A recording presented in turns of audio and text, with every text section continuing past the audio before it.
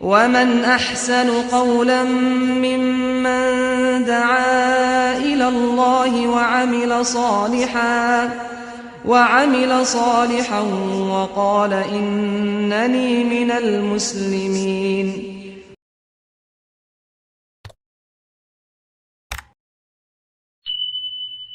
Assalamualaikum warahmatullahi wabarakatuh. Alhamdulillah wassalatu wassalamu ala rasulillah wa ala alihi wa sahbihi wa mawalah. Asyhadu an la ilaha illallah wa asyhadu anna muhammadan abduhu wa rasuluh. Allahumma salli wa sallim wa barik ala abdika wa rasulika Muhammadin wa ala alihi wa sahbihi wa tabi'ina ila yaumiddin, amma ba'd. Sahabat sekalian, alhamdulillah pada episode kali ini kita akan masuk pada hak muslim yang kelima. Rasulullah sallallahu alaihi wasallam bersabda, wa idza marida fa'udhu, dan jika ia sakit maka jenguklah ia. Sahabat sekalian, agar kajian kali ini lebih sistematis, maka bahasan akan kita kupas berdasarkan peta konsep sebagai berikut. Mengapa Islam sangat memuliakan orang sakit sampai menjadikan menjenguk orang sakit sebagai salah satu hak muslim atas muslim lainnya? Itu yang pertama. Yang kedua, apa saja fadilah, keutamaan menjenguk orang sakit? Ini nanti akan kita kupas. Yang ketiga, apa manfaat menjenguk orang sakit? Baik bagi yang sakit, yang dijenguk, atau yang menjenguk, atau masyarakat secara umum. Yang keempat, akan kita lanjutkan kepada hukumnya. Hukum menjenguk orang sakit itu gimana? Kelima, lalu bagaimana adabnya? Dan yang keenam, hal-hal apa yang tidak pantas atau harus dihindari saat kita menjenguk orang sakit. Inilah peta konsep yang akan kita lewati dalam membahas hak yang kelima ini, sahabat. Namun karena pembahasannya lumayan panjang, maka kita akan membaginya menjadi 2 episode. Pada episode kali ini, kita akan membahas 3 poin pertama, sedangkan 3 poin berikutnya, insya Allah akan kita lanjutkan pada episode berikutnya. Baik, inilah bahasan yang pertama. Satu pertanyaan pembuka, sahabat ya.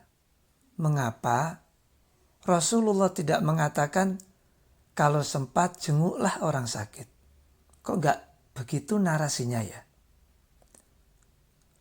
Mengapa beliau justru langsung tegas mengatakan ini hak seorang muslim? Sahabat, tentunya ada perbedaan yang sangat signifikan di situ. Kalau sesuatu itu disebut hak, berarti ada tanggung jawab moral di sana. Hak itu bukan sekedar pilihan, hak itu tidak opsional. Hak adalah sesuatu yang menunjukkan bahwa sebuah masyarakat tidak akan sehat apabila hak tersebut diabaikan.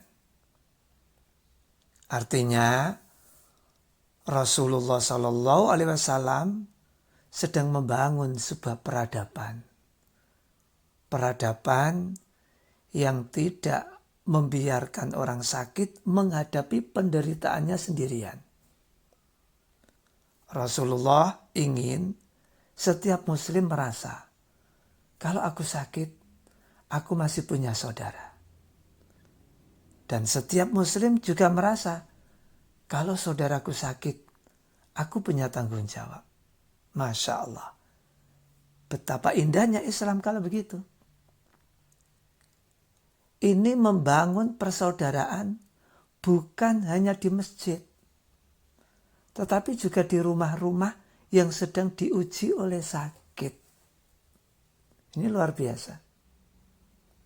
Sahabat, ada satu kenyataan dalam hidup yang tidak pernah memilih siapa korbannya. Tidak memilih berapa usianya. Tidak pilih-pilih apa jabatannya. Tidak pandang bulu seberapa banyak kekayaannya. Dan tidak pandang bulu seberapa tinggi taraf pendidikannya. Apa itu? Sakit. Artinya, semua manusia cepat atau lambat, sekarang atau besok, akan sampai pada fase itu. Sakit itu maksudnya. Ada yang hanya demam semalam, ya, panas semalam. Ada yang dirawat sampai beberapa hari. Ada yang harus berbulan-bulan menjalani pengobatan. Bahkan, na'udzubillah, ada yang bertahun-tahun bergantung pada obat. Sahabat, sakit adalah bahasa kehidupan yang dipahami oleh seluruh manusia. Karena itu ada pepatah Arab yang mengatakan as-sihhah tajun ala ru'usil as-sihha la yarahu illal mardo.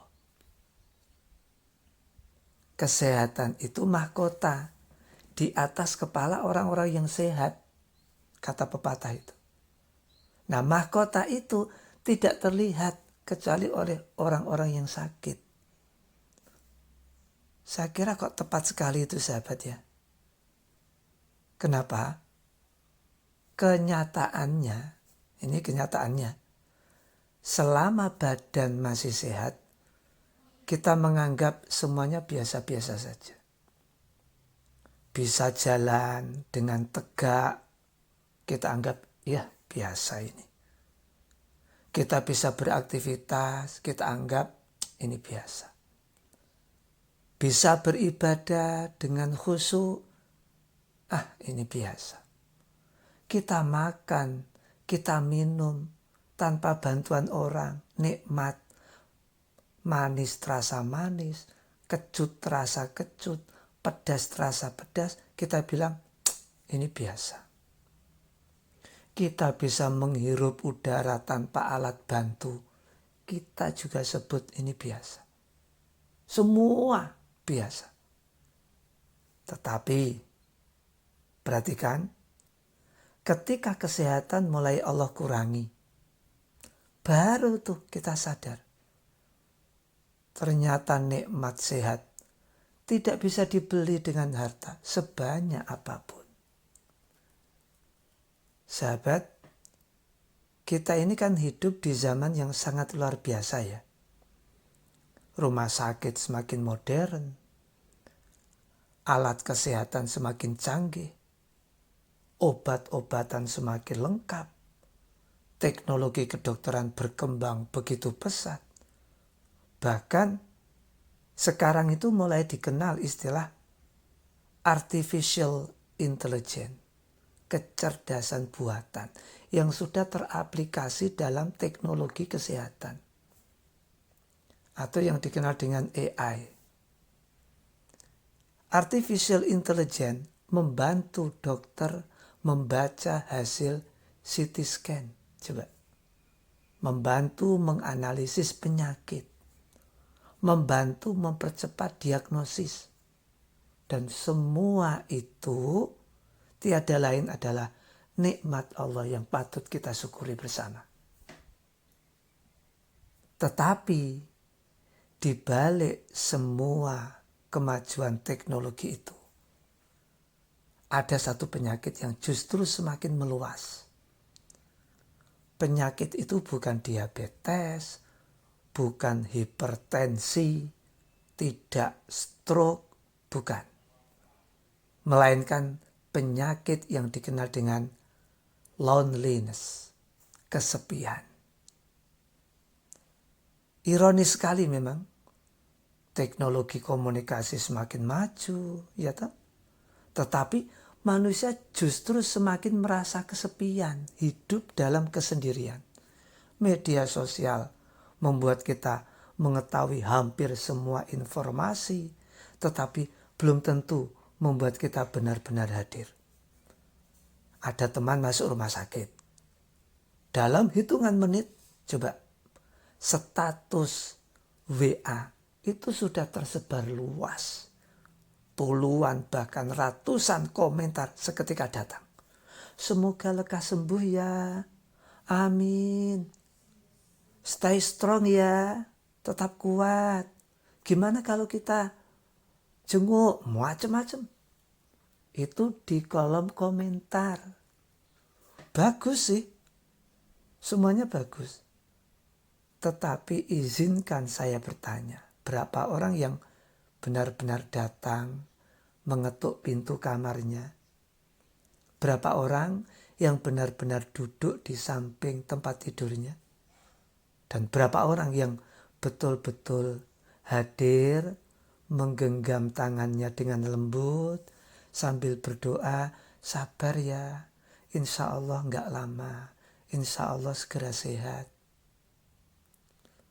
Kadang yang membuat seseorang menangis itu bukan penyakit yang diderita, sahabat.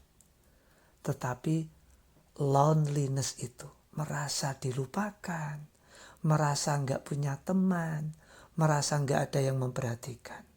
Itu lebih berbahaya. Nah, karena itulah Islam tidak hanya mengajarkan bagaimana beribadah kepada Allah. Islam juga mengajarkan bagaimana menjaga kemanusiaan dan manusia itu sendiri. Islam tidak hanya mengatur hubungan kita secara vertikal dengan langit, tetapi juga mengatur hubungan kita dengan sesama penghuni bumi, horizontal. Maka tidak mengherankan kalau Rasulullah SAW berbicara tentang hak-hak orang Muslim. Beliau memasukkan salah satu amalan yang mungkin dianggap sederhana, padahal nilainya sangat besar dan luar biasa, yaitu wa idza marido fa'udhu. Jika saudaramu sakit, jenguklah. Sahabat, sampai di sini sudah jelas ya, kenapa Islam begitu besar menaruh perhatian kepada orang sakit. Nah, sahabat sekalian, ayo kita lanjut pada bagian berikutnya. Apa fadilah? Apa keutamaan menjenguk orang sakit? Gak mungkin ada satu amal yang diperintah di dalam Islam, tapi gak ada keutamaan. Tanpa fadilah, gak mungkin. Dan justru fadilah-fadilah ini yang kemudian menjadi motivasi kita punya semangat juang untuk mengamalkan. Nah, mari kita lihat satu persatu ya sahabat ya. Ini ada hadis. Rasulullah SAW bersabda, Innal muslim idza ada akhahul muslim lam yazal fi khurfatil jannah hatta yarji. Sesungguhnya seorang muslim apabila menjenguk saudaranya sesama muslim yang sedang sakit, maka ia senantiasa berada di dalam kebun buah-buahan surga hingga ia kembali. Jadi ini fadilah yang pertama.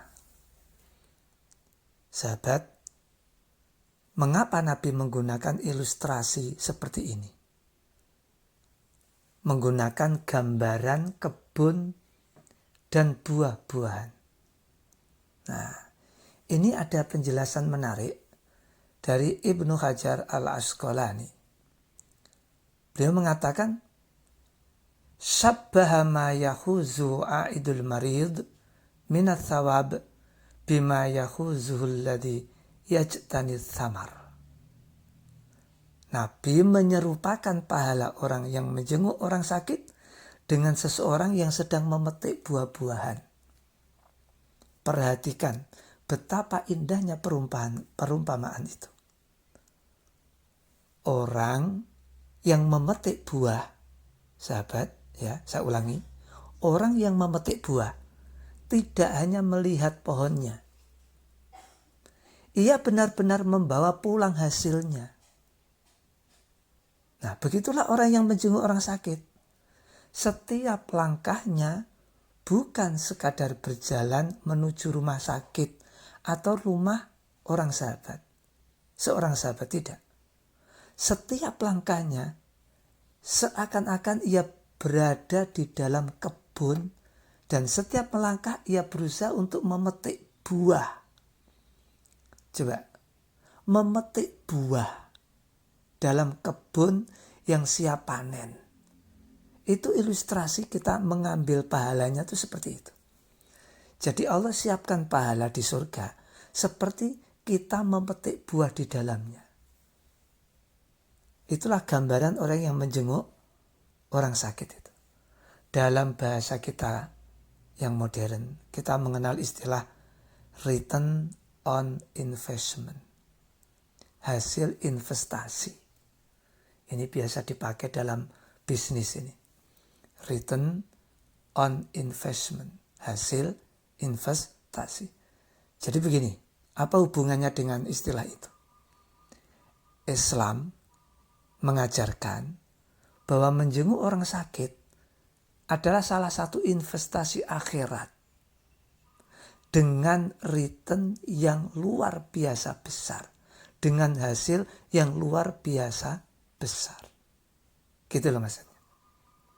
Beberapa menit saja waktu kita luangkan, kita sisihkan untuk menjenguk orang sakit, maka sebanyak waktu itu pula kita memetik pahala seperti memetik buah di dalam kebun yang siap panen.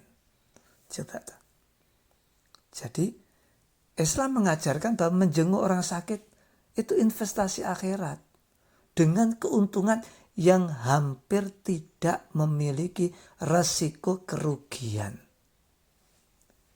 Luar biasa kan sahabat ya. Jadi kita harus semangat untuk mengamalkan sunnah yang satu ini.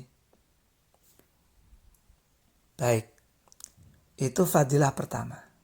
Kita lihat yang lainnya sekarang. Di dalam hadis yang lain, Rasulullah SAW bersabda, "Man 'ada maridun aw zara akhan lahu fillahi nadahu munadin antibta wa taba mamsyak wa tabawwa'ta minal jannati manzila." Nah, ini hadis yang kedua. Artinya, barang siapa menjenguk orang yang sakit atau mengunjungi saudaranya karena Allah, maka seorang malaikat akan menyerunya. Semoga engkau bahagia, semoga perjalananmu diberkahi, dan semoga engkau memperoleh tempat tinggal di surga. Artinya apa? Fadilah kedua, didoakan malaikat dan mendapat jaminan tempat di surga. Yo bahasanya kita sudah dapat kapling di surga, gitu. Jadi bahasa sederhana kalau kita menjenguk orang sakit itu berarti kita mencari kaplingan tempat kita besok di surga. Bayangkan, seringkali kita berharap mendapat apresiasi dari sesama manusia. Di dunia, manusia sering mengejar, bahkan selalu mengejar pengakuan manusia. mengejar validasi manusia. Mereka berharap unggahannya mendapat ribuan likes, komentar, subscribe, dan macam-macam. Namun, orang yang menjenguk orang sakit justru memperoleh apresiasi yang jauh lebih agung, yaitu like, komen, subscribe dari para malaikat. Coba tuh. Luar biasa enggak tuh? Bukan hanya itu, dapat kaplingan tempat di surga loh. Nah, kita ini terkadang hal-hal seperti ini kita lupa. Kita kejar like, komen, dan subscribe dari manusia, tapi dari penduduk langit kita lupakan. Ya enggak? Gitu. Kita senang jika ucapan terima kasih itu datang dari orang lain yang kita bantu. Kan begitu kan? Kalau kita bantu.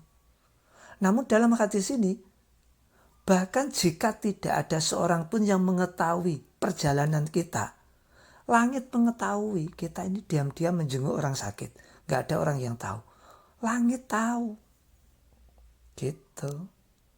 Malaikatlah yang menyampaikan penghormatan, apresiasi mereka, mendoakan kita, mendoakan kebahagiaan, keberkahan dalam setiap langkah kita menuju tempat orang sakit itu.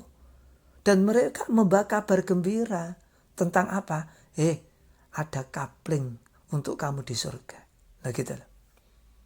Betapa banyak manusia hari ini mengejar pengakuan, apresiasi, validasi dari media sosial, padahal pengakuan dari langit jauh lebih bernilai, lebih agung daripada yang mereka kejar di dunia.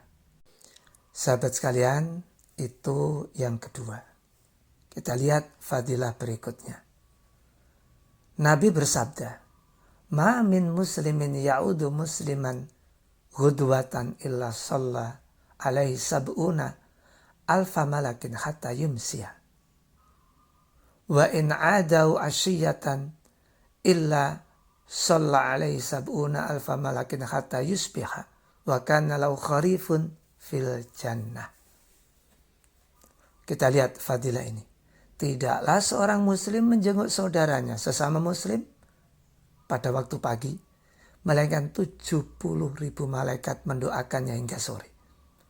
Dan jika ia menjenguknya pada waktu sore, maka 70.000 malaikat mendoakannya hingga pagi tiba.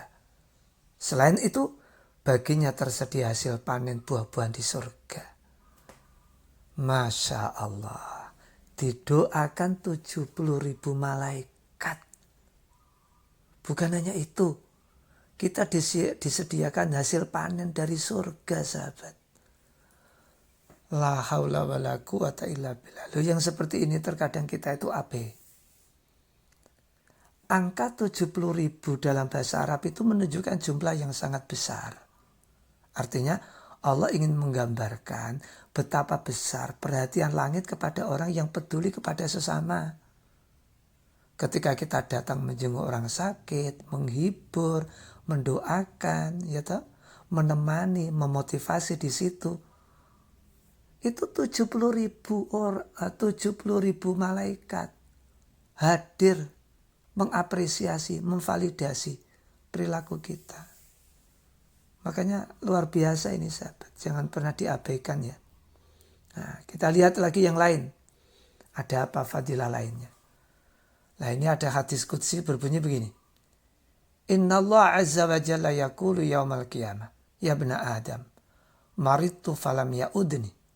Qala ya Rabb, kaifa a'uduk wa anta rabbul alamin. Qal, amma alimta anna abdi fulanan marido falam ta'udhu. Amma alimta annaka law uttah lawajadtani indah. Sesungguhnya Allah berfirman pada hari kiamat, wahai anak Adam, aku sakit, tapi kamu gak menjengukku. Ia menjawab, wahai Tuhanku, bagaimana mungkin aku menjengukmu? Lawang engkau itu Rabbul Alamin, Tuhan seluruh sekalian alam. Allah menjawab, tidakkah kamu mengetahui ada hambaku fulan sakit? tapi kamu gak menjenguknya. Padahal kalau kamu menjenguknya, kamu akan temukan aku di sampingnya. Nah, luar biasa. Ini puncak dari seluruh keutamaan menjenguk orang sakit ya ini, sahabat. Ini puncaknya, Masya Allah. Kita menjenguk orang sakit. Kata Allah, aku ada di situ. Luar biasa ini. Karena itu jangan pernah diremehkan, sahabat ya. Jangan pernah diremehkan. Di zaman sekarang banyak orang sibuk mencari Allah di tempat-tempat sepi, tempat sunyi. Padahal Allah mengajarkan yang tercepat untuk menjumpainya. Jenguklah temanmu yang sakit. Genggam tangannya, kasih motivasi, temani, dampingi, berikan nasihat agar kuat menjalani ujian. Di situ kamu bisa menemukan aku. Gak perlu jauh-jauh. Loh, jadi jangan menunggu orang yang kita cintai jatuh sakit parah, apalagi meninggal, sahabat ya. Kalau masih di rumah sakit, kejar, jangan keburu pulang. Kalaupun sudah pulang, kalau masih bisa jenguk-jenguk. Seperti itulah Islam mengajarkan kita. Nah, sahabat, baik, kami kira keutamaan itu sudah cukup menjadi motivasi bagi kita untuk semangat menjenguk saudara kita yang sakit. Baik, sekarang kita masuk poin yang ketiga, sahabat ya. Apa sih manfaat menjenguk orang sakit? Gak mungkin Islam menyuruh suatu amalan tanpa manfaat, gak mungkin. Ya, di samping kebaikan-kebaikan yang sudah kita jelaskan tadi, kita akan lihat dari sudut pandang yang lain. Sahabat sekalian, inilah indahnya Islam. Setiap amal soleh pasti memberikan manfaat kepada dua belah pihak. Perhatikan, sedekah contohnya. Sedekah. Yang menerima senang, yang memberi bahagia. Memaafkan. Orang yang memaafkan itu lapang, ya kan? Yang dimaafkan senang. Nah, begitupun orang menjenguk sakit. Yang dijenguk senang banget, bersyukur banget. Tapi sadar nggak? Kita juga senang sebenarnya. Karena itu mari kita lihat ya, manfaat menjenguk sakit. Nah, setidaknya ada 3 manfaat bagi orang yang sedang sakit. Ayo, sahabat, mari kita jujur. Apa yang paling ditakuti orang yang sedang sakit? Apa coba? Kalau menurut pendapat saya, bukan penyakitnya, bukan. Tetapi kesendirian dan kesepian serta kesunyian. Tubuhnya memang terbaring, tetapi hatinya jauh lebih rapuh, sahabat, orang yang sakit itu. Orang sakit itu selalu bertanya, apakah masih ada yang peduli ya?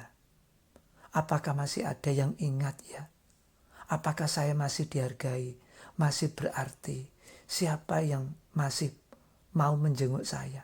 Itu yang diharapkan. Bukan penyakitnya. Kalau penyakitnya urusan dokter itu. Tapi perasaan itu muncul selama ia sakit. Kadang yang membuat seseorang menangis bukan penyakitnya, tetapi karena merasa sendiri, sepi, sunyi. Gitu loh. Lalu ada seseorang mengetuk pintu, mengucapkan salam, memberikan senyuman, mendekat kepadanya, duduk di sampingnya, memijat tubuhnya, menggenggam tangannya, memberikan motivasi, membawa sesuatu. Bagaimana kabarmu? Kami selalu mendoakan kamu. Tetap sehat ya, insya Allah gak lama, insya Allah segera sembuh. Itu luar biasa, itu laksana hujan yang turun di tanah yang gersang, yang kering kerontang, sahabat. Itu yang paling ditunggu orang yang sakit itu. Oh, saya masih diperhatikan, saya masih punya saudara, saya masih punya teman, saya masih berharga. Saya tidak sendirian. Itu yang paling ditunggu. Itulah sebabnya Rasul menganjurkan kita datang menjenguk orang yang sakit itu. Gitu loh. Orang sakit itu gak butuh ceramah, sahabat. Butuh kepedulian, kehadiran, itu saja. Gak butuh hadiah. Kita hadir di sampingnya menemani dia. Itu luar biasa. Membangunkan harapan, asa, keoptimisan yang mungkin sudah mulai padam. Itu luar biasa itu. Oke, itu manfaat yang pertama. Yang kedua sekarang. Manfaat bagi orang yang menjenguk. Jangan kira kita nggak dapat manfaat loh sahabat. Kita juga dapat. Jangan pernah mengira bahwa orang yang menjenguk hanya memberi manfaat kepada orang sakit. Seringkali justru orang yang menjenguklah yang pulang membawa pelajaran hidup yang jauh lebih berharga. Sebab setiap langkah menuju rumah sakit bukan hanya perjalanan sosial, tapi itu perjalanan pendidikan hati loh sahabat. Hal itu telah kita lihat dari berbagai pengalaman hidup lah. Kita pulang dari rumah sakit, ya Allah. Lalu kita berbincang dengan pasangan kita, keluarga kita. Kita bersyukur ya Bu, Pak, ya Nak. Kita semua masih bisa berkumpul, makan enak, tidur enak, berkumpul keluarga, canda tawa. Coba saksikan tadi yang di rumah sakit. Pelajaran itu kita peroleh setelah kita menjenguk. Itu pelajaran luar biasa, itu pelajaran mahal sahabat. Kita terkadang lupa itu untuk mensyukuri semuanya itu. Tapi ketika kita pulang, manfaat yang begitu besar, kesadaran yang begitu besar, itu yang kita terima sebenarnya. Nah gitu. Maka ini harus disadari. Terkadang kita itu keras kepala, tapi sepulang kita menjenguk orang sakit, kita sadar. Terkadang kita selama ini lupa, setelah menjenguk orang sakit, kita ingat. Terkadang kita selama ini sombong, setelah menjenguk orang sakit, kita menjadi tawadhu. Oke, sekarang manfaat untuk masyarakat. Sahabat, coba bayangkan ada sebuah kampung. Lalu di kampung itu ada warga yang sakit. Hari berganti hari, gak ada satupun yang mengetuk pintunya. Tidak ada tetangga yang bertanya kabarnya. Tidak ada yang menjenguknya. Tidak ada yang mengantarnya ke rumah sakit. Tidak ada yang menawarkan bantuan. Bahkan tidak ada yang sekedar mengangkat tangan untuk mendoakan. Apa jadinya? Itu masyarakat seperti apa? Seperti itu. Mungkin jalannya bagus, rumah-rumahnya megah, lampu jalanan terang benderang, kendaraannya mewah semua, rumahnya megah semua, teknologinya canggih. Tetapi sesungguhnya masyarakat seperti itu, masyarakat yang sakit, runtuh peradabannya. Mereka hidup berdampingan tapi tidak lagi hidup bersama. Mereka saling berdekatan secara fisik tetapi berjauhan secara hati.